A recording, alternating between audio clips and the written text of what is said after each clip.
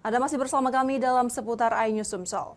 Badan Pengawas Pemilu memberikan tanggapan terkait pernyataan Kejari Oku Timur yang menyebutkan kemungkinan akan ada tersangka baru dalam kasus korupsi dana hibah Pilkada Oku Timur tahun anggaran 2019-2020.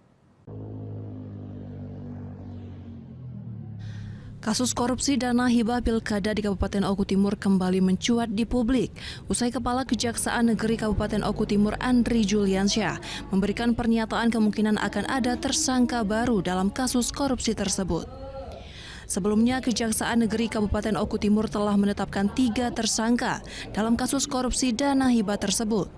Ketiga tersangka tersebut berinisial K selaku PPK menjabat sejak 2019-2020 dan M selaku Bendahara Pengeluaran Pembantu atau BPP serta AW sebagai PPK. Andri Juliansyah menerangkan munculnya kemungkinan akan ada tersangka baru tersebut berdasarkan fakta persidangan sebelumnya. Ditemukan alat bukti baru yang mengarah pada penambahan tersangka. Menanggapi hal tersebut, Bawaslu Kabupaten Oku Timur melalui Kordif Hukum dan Penyelesaian Sengketa, Aan Wijaya memberikan tanggapan tegas bahwa pihaknya akan kooperatif jika kedepannya Kejaksaan Negeri Kabupaten Oku Timur memanggil pihaknya untuk memberikan keterangan. Serta dirinya juga menambahkan pihaknya akan menghadiri pemanggilan tersebut dengan tepat waktu.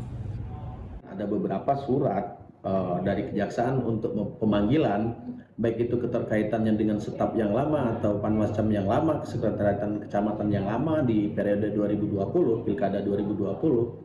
Bawaslu Oku Timur saat ini sangat kooperatif dan membantu sepenuh hati ketika ada surat panggilan, itu semua yang dilayangkan oleh kejaksaan sejauh ini belum ada komplain dan itu semuanya dihadiri dan tepat waktu.